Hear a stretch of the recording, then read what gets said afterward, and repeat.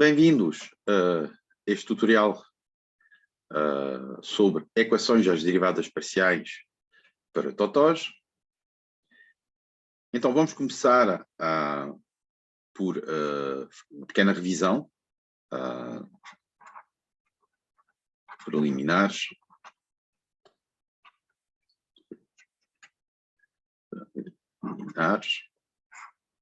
E nestes preliminares vamos rever, essencialmente, duas coisas, que são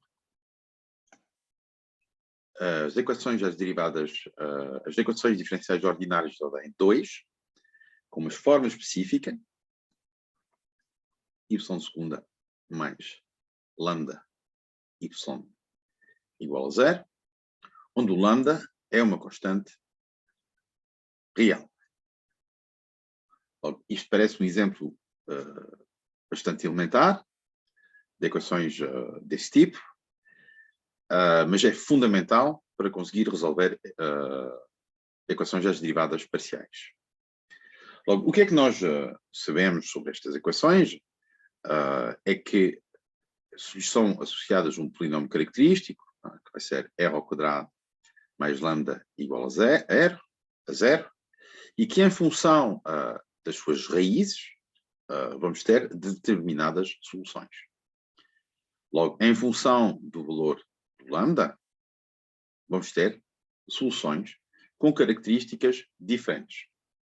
Logo, a versão mais simples desta equação é, obviamente, quando a constante lambda é igual a zero, porque, nesse caso, a equação simplesmente o que é que ela diz? Ela diz que a segunda derivada é igual a zero, e se a segunda derivada é igual a zero, isso quer dizer que a função y vai ser da forma a mais bx. É uma equação que satisfaz, quer dizer, é uma solução que satisfaz a equação e depois vê-se que gera um espaço de dimensão 2, porque temos 2 graus de liberdade, que correspondem heuristicamente ao facto que nós aqui estamos a resolver uma equação de ordem 2 como segunda derivada e que, heuristicamente, isso corresponde a fazer duas primitivações. Duas primitivações vão fazer aparecer duas constantes de primitivação e são essas duas constantes que correspondem aos graus de liberdades do espaço de solução. Mas, essencialmente, isto poderia-se primitivar uma primeira vez. O que eu estou a dizer é simplesmente isto. Y segunda de x é igual a zero. Vai implicar que y' de x é uma constante. E vai implicar que y de x, primitivando novamente, vai ser bx mais uma constante a. O outro caso é o caso onde lambda, por exemplo, é negativo.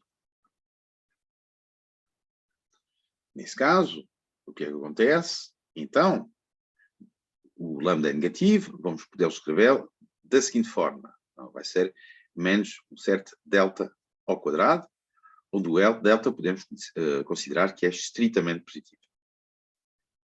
Aqui é importante, o lambda é negativo, o delta não pode ser igual a zero. Logo, podemos assumir que é estritamente positivo, e menos delta ao quadrado vai gerar todos os números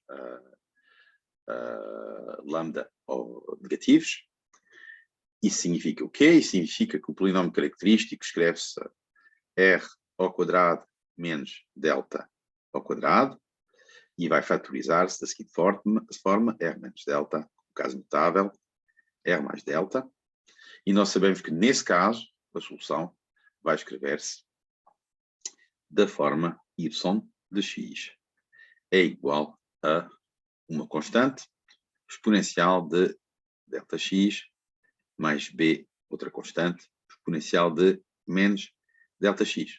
Aparecem o delta e o menos delta, são as duas raízes distintas do polinômio característico. Finalmente, temos o caso onde o lambda, o último caso, que é o caso onde o lambda é estritamente positivo, e nesse caso, podemos escrever o lambda como sendo igual a um certo ômega ao quadrado, não é? Podemos assumir que esse ômega é estritamente positivo. Qual é a vantagem dessa escrita? É que depois o polinômio característico escreve-se simplesmente R ao quadrado mais ômega ao quadrado, e nós sabemos que vai factorizar-se da seguinte forma: R mais I ômega, R menos I ômega. E nós podíamos depois substituir, fazer exatamente o mesmo raciocínio que nós temos aqui, substituir aqui, e como nós procuramos aqui soluções a valores reais, fazer a parte real ou a parte imaginária dessa solução obtida,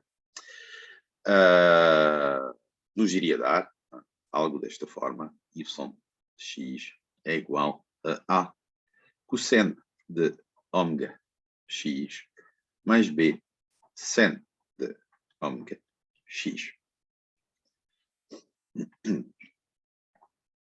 É isso que tem que entender. É quando delta é um número complexo, esta solução aqui vai ser uma solução complexa.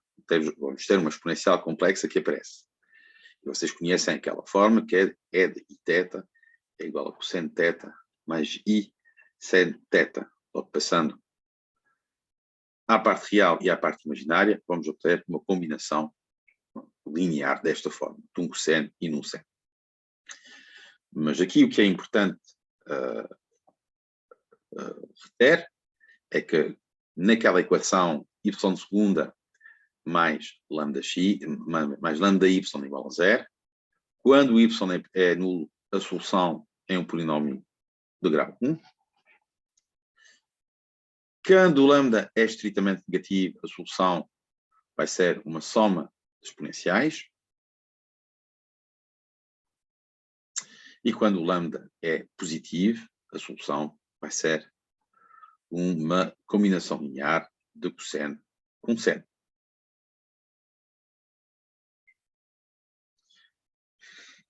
O que é que nós precisamos por além disso? Ou seja, de saber resolver esta equação diferencial de ordem 2, extremamente básica. Nós precisamos de considerar também as condições iniciais ou condições de fronteira que podem ser associadas a essa equação. Condições iniciais, condições de fronteira. Logo, há várias condições iniciais ou condições de fronteira possíveis. O que eu posso vos dizer é, já agora, a distinção que é feita entre as duas condições iniciais refere à situação onde nós consideramos a variável de derivação como uma variável temporal. Condições de fronteira referem-se à variável espacial, simplesmente. É por isso que chamamos de fronteira, porque é uma limitação do espaço.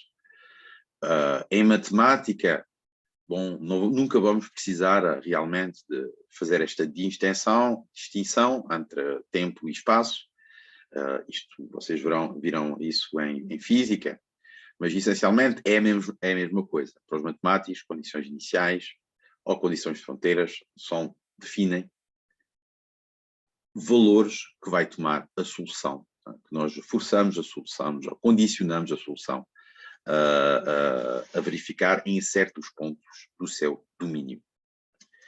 Logo, a condição inicial a mais habitual, aquela que nós vimos ao início deste semestre, são condições de tipo de Cauchy, ou seja, que têm a ver com o teorema de existência e unicidade, e aqui o tipo de condição que eu vou considerar vai ser em zero, e vai valer zero assim que a derivada.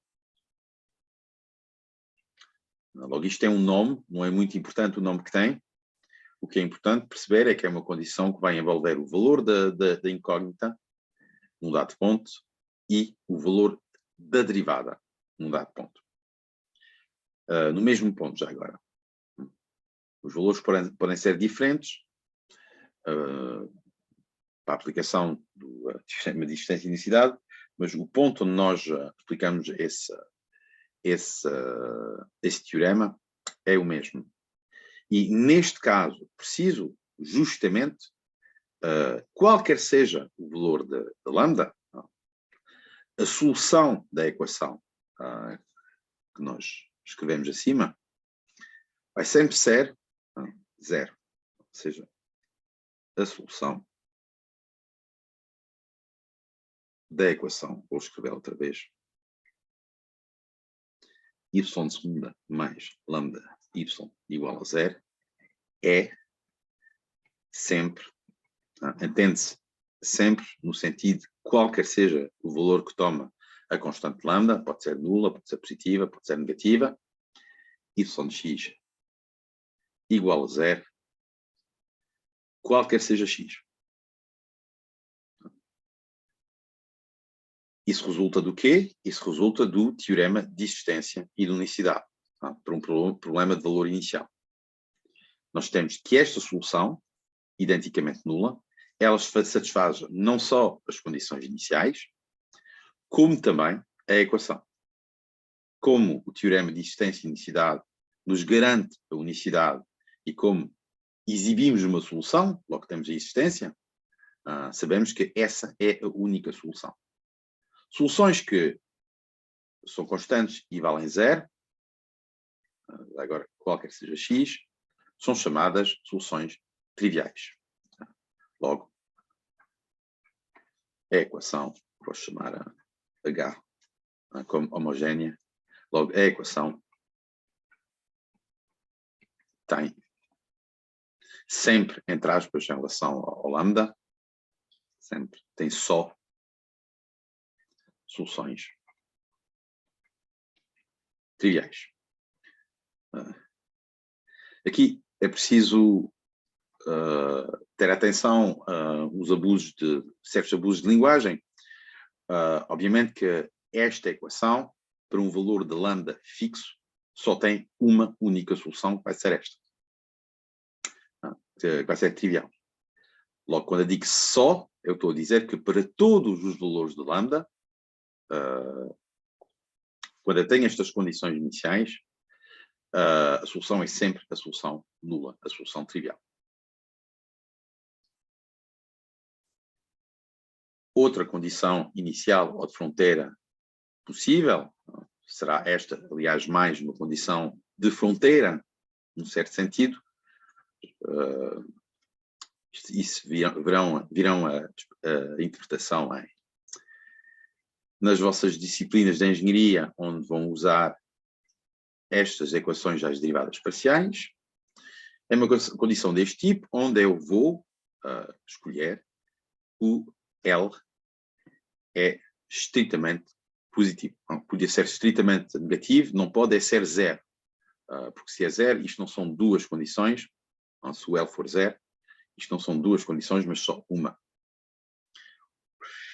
Logo, vamos ver e vamos procurar quando temos condições de fronteiras deste tipo,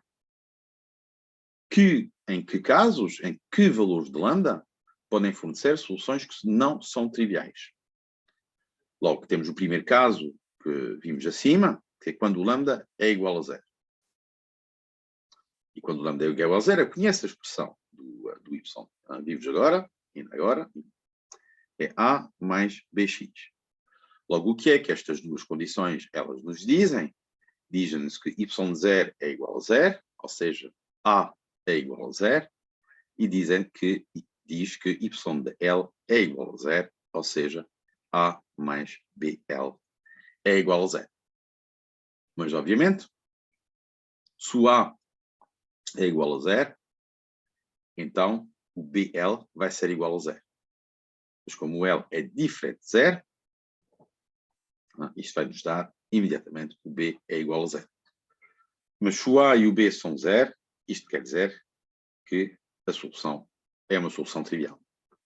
Porque o y de x vai ser igual a 0 mais 0x. Solução trivial. Logo, quando o lambda é igual a 0, a equação, o problema, a equação diferencial y de segunda mais lambda y igual a zero, associada a estas condições de fronteira, não tem outra solução senão a solução trivial. O que é que acontece quando o lambda é negativo? Nós vimos acima que a solução escrevia-se da forma y de x igual a exponencial de delta x mais b exponencial de menos delta x. Eu lembro o lambda nós escrevemos da forma menos delta ao quadrado. Logo, as condições, elas vão nos dar que 0 é igual a A mais B, e 0 vai ser igual a A exponencial de delta L mais B exponencial de menos delta L. Mas isto é um sistema que também é muito fácil resolver. Já agora aqui a equivalência. Aqui também vai ser uma equivalência. Nós temos aqui então que B é igual a menos A. E então que A exponencial de delta L menos exponencial de menos delta L vai ser igual a zero.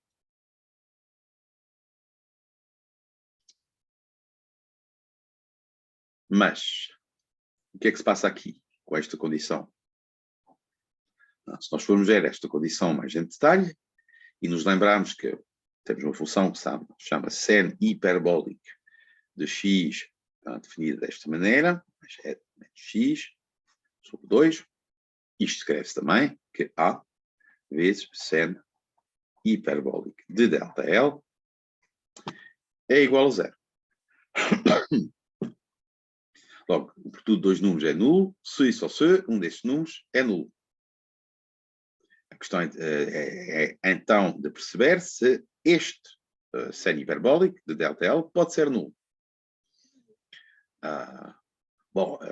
Isto poderiam resolver a equação sen x igual a sen hiperbólico de x igual a zero, iriam verificar que tem uma única solução que é em zero. Só que nós assumimos aqui acima que o L é estritamente positivo e em particular é diferente de zero. Nós temos que L é estritamente positivo. Depois nós assumimos também que o delta é estritamente positivo. Foi uma hipótese que nós fizemos acima, mas de qualquer modo, mesmo imaginando que seja sinal negativo, e o delta é necessariamente diferente de zero. Aqui o L também é diferente de zero. Logo, em particular, delta L é diferente de zero. Logo, o argumento aqui é diferente de zero. Isso quer dizer que o seno hiperbólico tem que ser diferente de zero.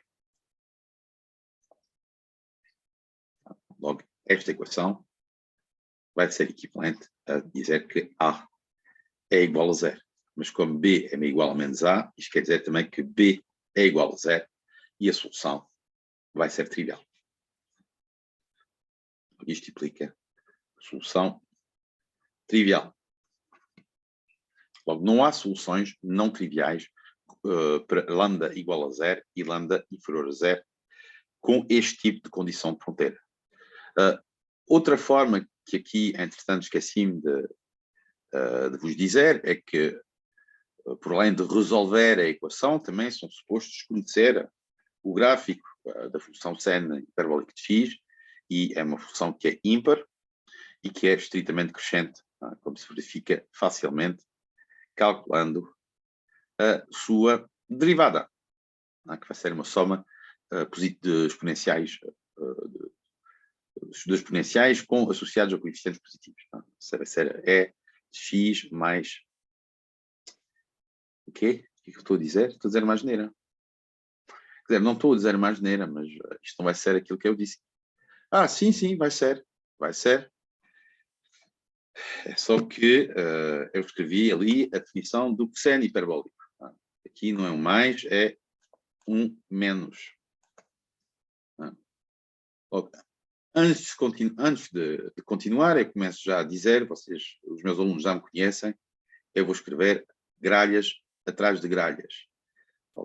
tenham paciência comigo, estejam atentos com aquilo que eu digo e normalmente eu apercebo das minhas gralhas e se eu não me aperceber, vocês corrigem-me e comentam eventualmente no vídeo. Isto é que vai ser a derivada. Isto é claramente positivo. A função aqui, esta função é estritamente crescente. E claramente também vale 0 em 0. O único ponto onde ela vale 0 é 0. Logo, se o ΔL é diferente de 0, o seno hiperbólico de ΔL é diferente de 0. Bem, o último caso, com esta condição inicial, vai ser o caso onde lambda é estritamente positivo.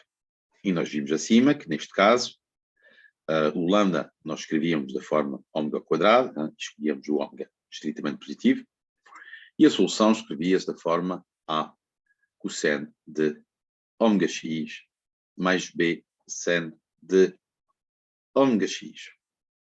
Logo, as condições y de 0 igual a 0 e y de L igual a 0, elas escrevem-se da forma, quando eu faço x igual a 0, isto vai me dar A. O seno de 0 vai ser 0. E quando eu faço x igual a L, já agora que eu sei que o A é igual a 0, isto vai me dar que B seno de ômega L, B vezes seno de ômega L é igual a 0. Muito bem. Logo, A sabemos que é igual a 0 e sabemos que o produto de B com seno de ômega L é igual a 0. Logo, há essencialmente, neste caso, duas possibilidades. Ou B é igual a 0 e, neste caso, a solução é trivial, porque temos A igual a 0. Se B é igual a 0, a solução é trivial. Ou B é diferente de 0, e neste caso, mesmo se o A é igual a 0, a função vai ser seno de ômega x, e vamos ter que, por além disso, como B é diferente de 0, seno de ômega L é igual a 0. Nós sabemos ser equivalente a ômega L é igual a kπ com k, um inteiro relativo. Cuidado que é um inteiro relativo, mas não nulo. Não nulo porquê? Porque o ômega é não nulo.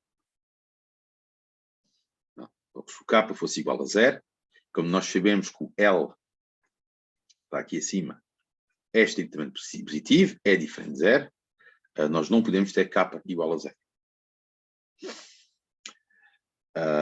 Isso quer dizer o quê? Isso quer dizer que ômega vai ser igual a kπ sobre L. Ou seja, o lambda vai ser igual a k ao quadrado, π ao quadrado, sobre L ao quadrado. Aqui acontece uma coisa que nós chamamos uma quantificação da constante lambda. Ela só vai ter valores que são indexados por um inteiro. Não é uma boa explicação, mas dá para perceber que a sucessão definida por k quadrado sobre π quadrado L quadrado, vezes π quadrado sobre L quadrado, é uma sucessão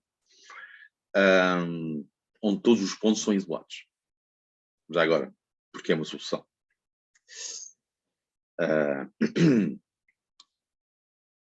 Outra coisa que nós podemos reparar aqui é que o facto do k ser positivo ou negativo, isso não vai ter influência sobre o valor de lambda. Não? Logo, em geral, nós notamos, em vez de k, nós denotamos n. Não? Dizemos que k é igual a n e escolhemos o n como sendo um inteiro diferente de 0. Logo aqui escrevo assim n menos o valor 0, porque consoante as notações e as convenções, há pessoas que consideram que o 0 faz parte dos inteiros, como eu, e há pessoas que consideram que os inteiros começam em 1. Bom, para mim, os inteiros é 0, 1, 2, etc. Mas por certas pessoas isto vai ser denotado N0. E o N vai começar em. Muito bem, logo nós temos isto, com esta convenção, percebe-se que podemos considerar o N como um número positivo, e a nossa solução, ela vai escrever-se y de x vai ser igual a um certo b, uma certa constante, sen de, então, n pi x sobre f. Outra maneira de ver que o k não precisamos fazê-lo variar por valores positivos e negativos, é que se o k fosse negativo, podíamos tirar por paridade da função sen, o menos 1 para fora, e juntá-la à constante b. Então, isto é outra maneira de fazer. Também outra convenção que é usada, já que o lambda, de uma certa maneira, ele é indexado, ela é uma solução indexada por k, é por aqui o índice correspondente a esse lambda, e nós escolhemos aqui chamar o índice n. Aqui temos um índice e já está. Bem, logo vamos ter soluções não triviais deste problema de fronteira. Eu lembro qual é esta condição de fronteira. Só no caso onde o lambda toma estes valores positivos bem específicos. Logo, o lambda, na verdade, para termos uma solução não trivial, ele tem que ter estes valores específicos. Caso contrário, se o lambda não tem um valor que escreve-se desta maneira, k ao quadrado, π quadrado sobre L ao quadrado, então isso significa o quê? Por causa desta igualdade aqui, isto significa que o b tem que ser a 0. Logo temos uma solução trivial.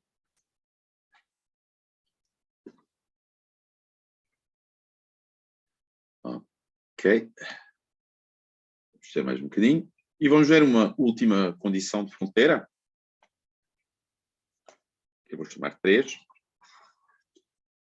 Que vai escrever desta forma: y' de 0 é igual a 0 é igual a y' de L.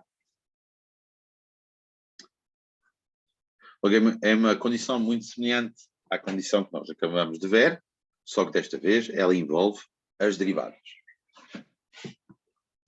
Bom, nós temos outra vez 3 casos consoante os valores do lambda. Vamos dar, por exemplo, o caso lambda igual a 0. Logo, quando lambda é igual a 0, nós sabemos que a solução geral da equação escreve-se A mais Bx. Isto implica que lambda' de x é igual a B. E as condições de fronteira vão implicar que B é igual a 0. Logo, neste caso, à diferença dos anteriores, nós temos soluções não triviais quando o lambda é igual a 0, que vão corresponder a soluções constantes, y de x igual a, qualquer seja x, para os valores de a que são diferentes zeros. Logo, não trivial, se a é diferente de 0. Logo, este é um caso um bocadinho diferente, no sentido em que nas condições iniciais que nós vimos no ponto 1, a equação com lambda igual a 0 não tinha soluções não triviais. Aqui tem soluções não triviais se o a é diferente de 0, obviamente. O outro caso vai ser o caso onde o lambda é negativo. Logo, nós sabemos que a solução neste caso escreve-se da forma A é de delta x. Já agora o lambda é igual a menos delta quadrado. O nosso delta, e aqui o L, é sempre positivo. O nosso delta também é estritamente positivo. E neste caso, então, a derivada vai ser y' de x, que é igual a delta A é de delta x. menos delta B é de menos delta X. E as condições, como é que elas escrevem-se? Y' de 0 vai ser igual a 0 e vai ser igual a delta de A menos B. Y' de L, que é igual também a 0, vai ser igual a o quê? Vai ser igual a delta de A é de delta L menos delta B é de menos delta L. Aqui facilmente observamos que a primeira condição, como o delta é diferente de 0, vai nos dar que A é igual a B.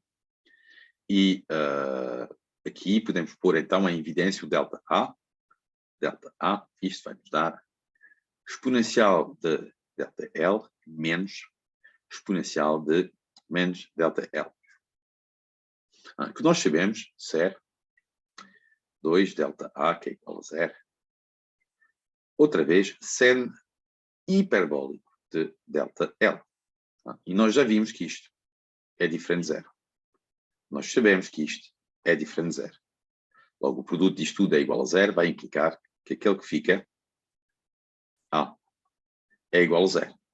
Mas como A é igual a B, B é igual a 0. Ou seja, neste caso, não temos soluções não triviais. Aplica solução trivial.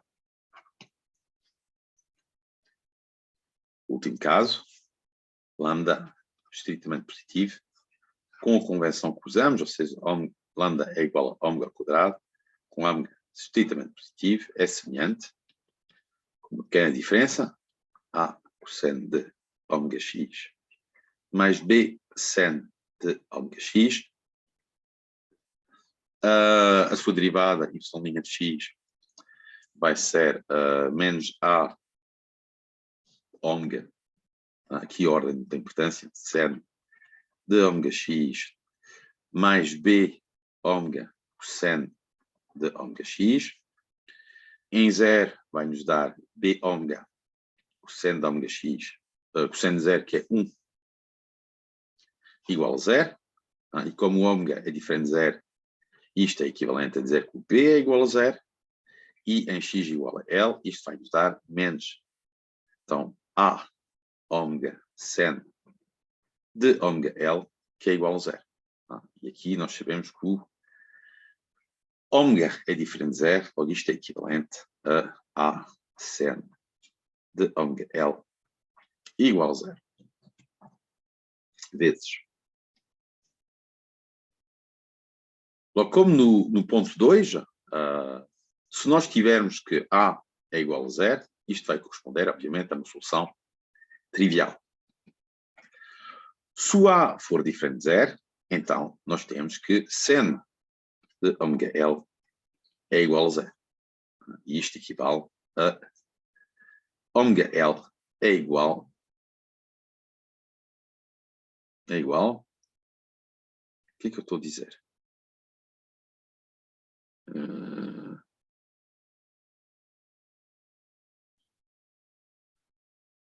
Ok, se eu faço 0, B.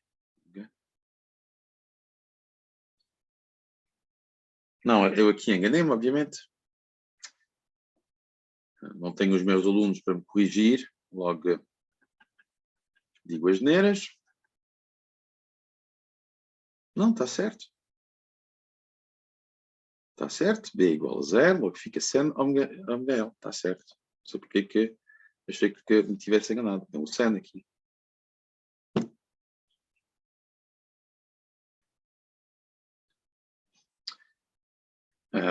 Sim, não há erro. Ou seja, estamos no mesmo tipo de raciocínio que nós fizemos no caso da segunda condição de fronteira, ou seja, ômega L é igual a kπ, e nós vamos ver que o kπ pode ser escrito nπ, com n, que vai ser um inteiro estritamente positivo, pela mesma razão. A cos ômega mais B seno ômega, a derivada é menos A ômega seno mais B ômega cosseno. Quando eu faço em 0, o seno anula-se, logo fica B ômega igual a 0, B igual a 0. Quando eu faço em L, nós ficamos, então, sendo o B igual a 0, ficamos com menos A ômega sendo L, que é igual a 0, ou seja, isto. E como na segunda condição de fronteira, nós vamos ter então que o nosso lambda é igual a n ao quadrado, π ao quadrado, L ao quadrado, e a nossa solução, ou seja, vai ser um lambda n, e a nossa solução vai ser de forma yn, que é igual a um certo an cosseno de n π x sobre L.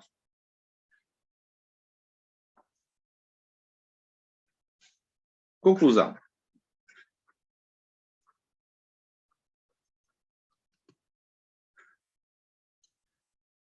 O que é preciso reter deste primeiro preliminário? O que é preciso reter é essencialmente duas coisas. E essas duas coisas são que, consoante as condições de fronteira sobre esta equação, nós temos só 3 casos onde as soluções não são triviais. Logo, o primeiro caso das condições de tipo de Cauchy, que envolvem a função e a sua derivada, não tem soluções triviais, não triviais. O segundo caso só vai ter soluções não triviais quando o lambda é negativo, porque quando o lambda é igual a 0, nós vimos que as soluções eram triviais. E não é, enganei-me. Obviamente que enganei-me. Logo, não é neste caso, não é no lambda negativo, é no lambda positivo. Logo, só no caso onde nesta equação, escrita desta maneira, o lambda é positivo, é que nós temos uma solução não trivial. Só precisam de saber isso. E, no caso da última condição de fronteira, temos soluções não triviais. Existem soluções não triviais quando a constante, ou seja, as soluções são constantes, o que não é nenhuma surpresa, porque a condição de fronteira aqui só envolve as derivadas, não há uma condição sobre o valor da função. Logo a solução constante é uma solução da equação y segunda mais lambda y igual a 0. O que é que eu estou a dizer? O que é que eu estou a dizer como disparate?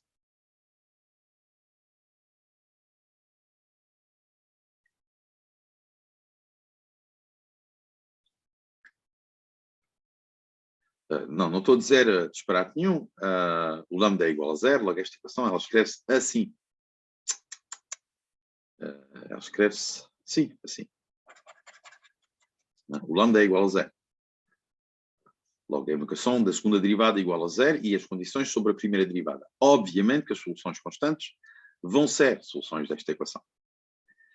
O que é importante saber é que há soluções não triviais se a constante é diferente de 0. E, finalmente, o terceiro caso é o caso onde o lambda é positivo, e, neste caso, nós temos estas condições trigonométricas. É um caso semelhante ao caso da condição inicial anterior, desta condição de fronteira, mas que envolve a função, e não uma condição de fronteira que envolve as derivadas destas funções, onde nós vamos ter uma solução não trivial. Vocês não precisam de decorar nada mais do que isso. Há 3 casos de condições de fronteira que vão, em função do valor de lambda, ou seja, não vou voltar a repetir, que vão produzir soluções não triviais. O que precisam de saber é que o raciocínio para chegar a esta conclusão, que é o que fiz, ele é muito fácil e muito rápido de reproduzir. Não precisam de fazer as coisas tanto em detalhe se forem capazes de decorar os casos. os valores das constantes e o tipo de condições iniciais que têm que usar. Vocês vão ver que, ao resolver algumas equações das derivadas parciais, intuitivamente vocês vão imediatamente reconhecer em que caso estão.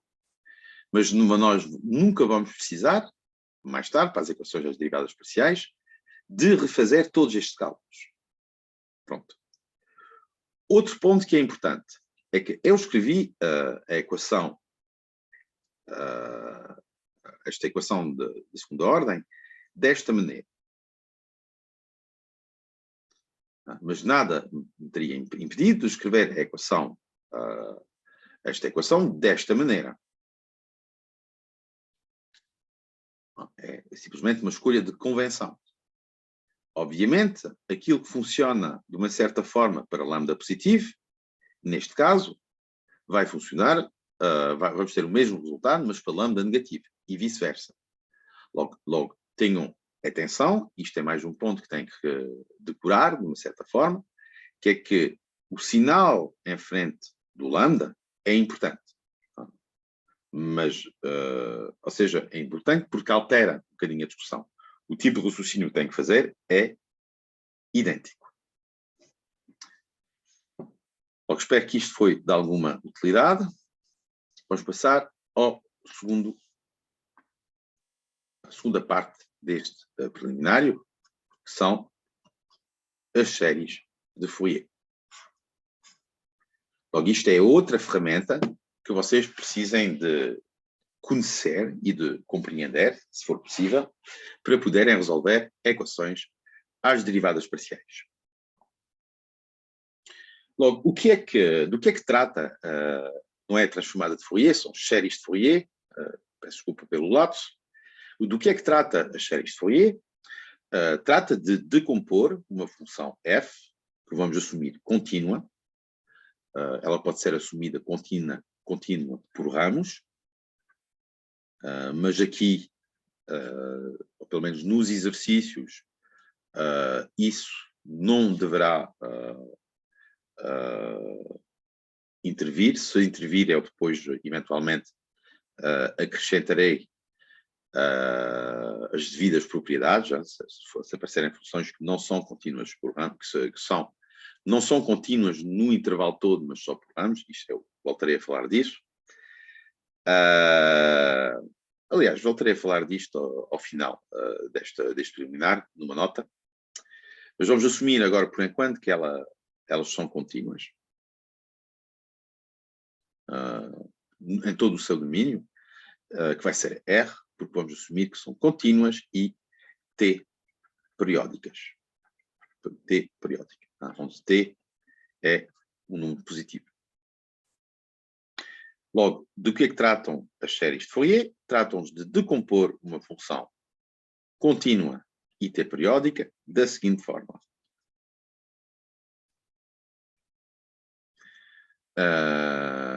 Muito bem. A n cosseno de 2π n sobre t x mais bn sen de 2πn x sobre t. Logo, como uma combinação linear infinita de funções trigonométricas. Muito bem. Aqui não vou falar da convergência desta soma, desta série de funções. Vamos assumir sempre que elas são convergentes. Aqui vou só fazer uma observação sobre a escolha de convenção que eu usei aqui. Isto é uma escolha mais de física do que matemática. Nós queremos, interessa-nos a periodicidade da função e vocês reparem que nesta notação, de facto, este valor, em termos de física, ele é interpretado como o inverso da... não, ele é interpretado como uma pulsação. E é por isso que eu não anotei ômega na primeira parte, porque a notação da pulsação é ômega, e a relação entre a pulsação e o período é sempre 2π, ou seja, neste caso, 2π n sobre t. Mas se o n fosse igual a 1, nós teríamos que ômega é igual a 2π sobre t. Outra observação, que é que se vocês forem como eu nunca me lembro do que é que tenho que pôr aqui. O que é que, nesta combinação linear de funções trigonométricas, qual é o coeficiente que eu tenho que pôr aqui? E há uma forma muito rápida, muito simples de se lembrar qual é que é esse coeficiente, é que simplesmente que esta função cosseno, e a função seno seria, o raciocínio seria igual, ela tem que ser t periódica. Ou pelo menos, ela não é t periódica, mas tem que satisfazer a propriedade da t periodicidade. Que é simplesmente dizer que cosseno desta coisa, vamos chamá-lo alfa, de x, tem que ser t periódica.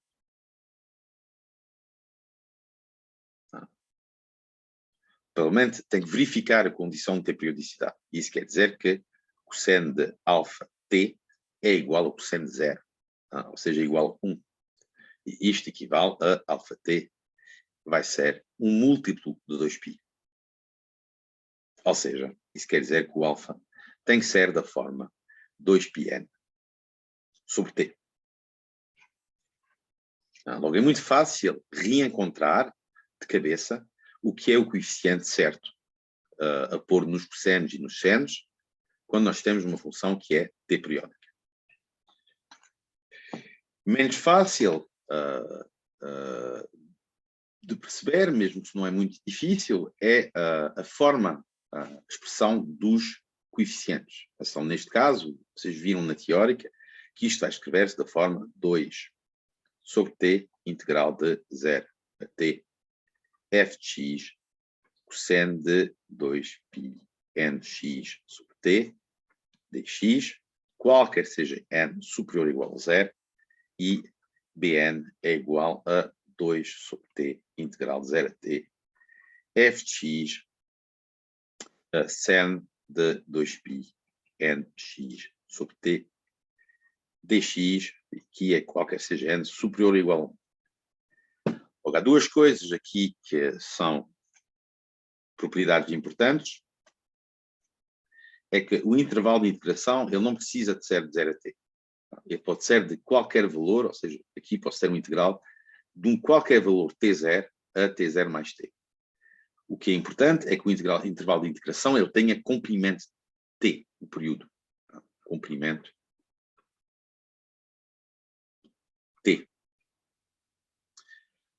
Depois, outra coisa que é preciso lembrar é que aqui nós temos um 2. Aqui por cima nós temos um 2.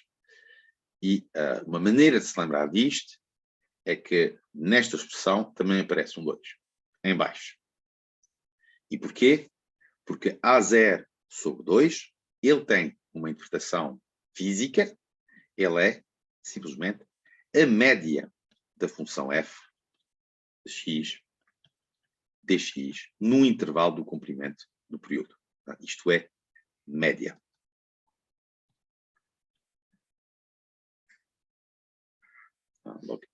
A0 sobre 2, ele interpreta-se como uma média. E é por isso que nós escrevemos A0 sobre 2 e não A0, com esta forma.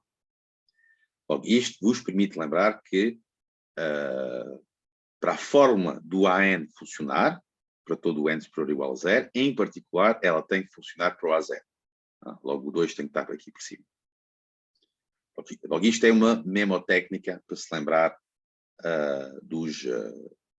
das fórmulas de AN e BN.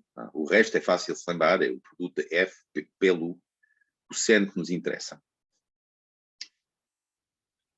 Outra notação, ou seja, isto é essencialmente a notação que eu acho que os vossos professores de física vão usar. Outra notação que é também usada, quando nós consideramos uma função que é f, contínua sempre, que é 2L, periódica. Estou simplesmente a dizer que o t escreve-se como um 2L.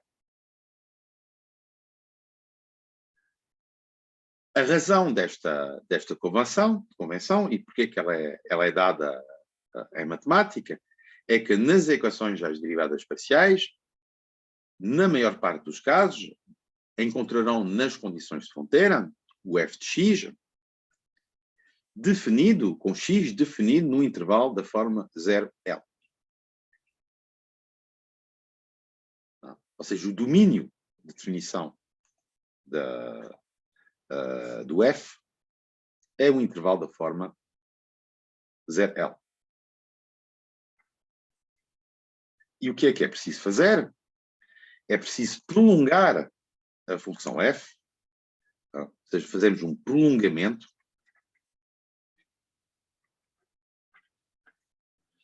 de f ao intervalo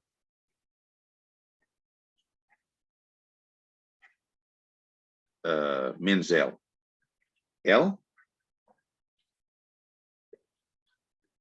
e outro prolongamento por 2L periodicidade, F, ou seja, prolongamento em R por 2L periodicidade. Ou seja, começamos, se eu fizer aqui um pequeno desenho, começamos com F conhecido neste intervalo, 0L, prolongamos de uma certa maneira, e em geral nas EDPs vamos ver que há duas maneiras de prolongar o intervalo menos L, e depois dizemos que a função é 2L periódica, assim podemos prolongá-la aqui nos intervalos restantes, ou seja, aqui vai ser 3L e assim por diante, 2L periódica.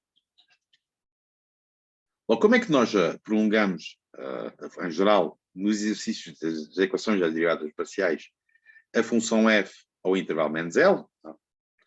Logo, neste caso, como eu vos disse ao início, há essencialmente duas maneiras de fazer. Prolongar f de 0L a menos L mais L, é considerar um prolongamento par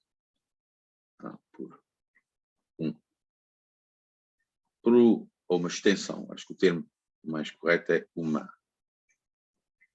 extensão.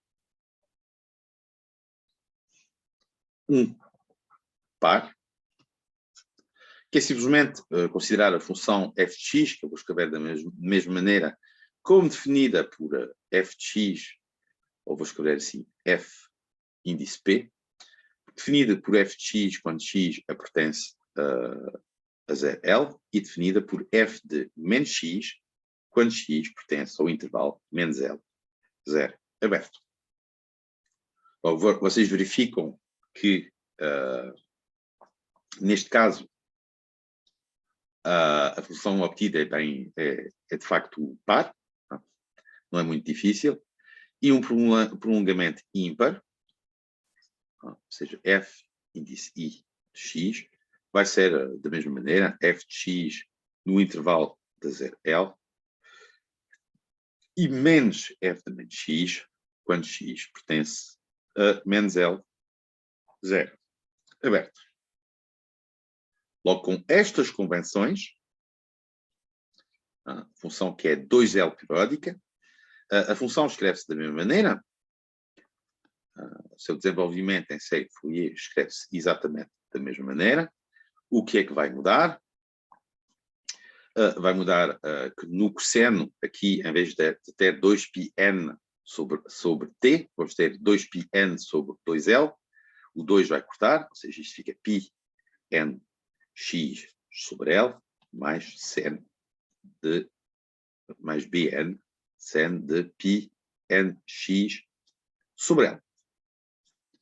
Também vão mudar a forma de escrever o intervalo, o integral, quer dizer, a forma de escrever an o integral, e nós tínhamos 2 sobre t, agora vamos ter 2 sobre 2L, aqui 1 sobre L, integral de f de x cosseno de πnx sobre L dx, e bn, integral de 1 1 sobre L vezes o integral de f de x sen de π n x sobre L dx.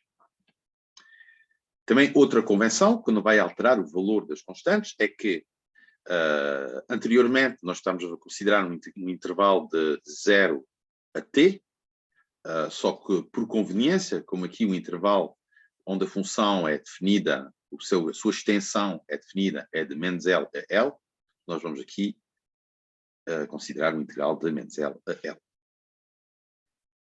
O importante, como eu disse acima, é que o comprimento deste integral seja igual ao período. E o comprimento deste integral é 2L. Comprimento 2L igual ao período. Finalmente, eu vos falei do caso onde a função f é contínua por ramos, nota, f contínua por ramos. Eu vou escrever, neste caso, a função não é sempre igual à sua série de Fourier. Eu vou escrever S de f de x, a sua decomposição em série de Fourier, é sempre a mesma coisa. An cosseno de, vamos usar a notação que acabamos de ver, ou seja, t igual a 2L, mais bn sen de π nx sobre L. E o que se passa é que se f é contínua em x0, então nós temos aquilo que nós vimos antes, nós vamos ter que f de x0 é igual a S de f de x0. Caso contrário, se f não é contínua em x0, nós temos que, dois pontos, o limite à esquerda, vou pôr aqui um menos, de f o limite à esquerda de f em x0, mais o limite à direita de f de x0, de f, é que vai ser igual ao valor da série de Fourier em x0. No caso onde não temos continuidade, temos que pegar no limite à esquerda e fazer a média do limite à esquerda e do limite à direita do f, para ter o valor da sua série de Fourier. Com isto, concluímos a introdução a este tutorial de equações das derivadas parciais para totós ensinados por um totó.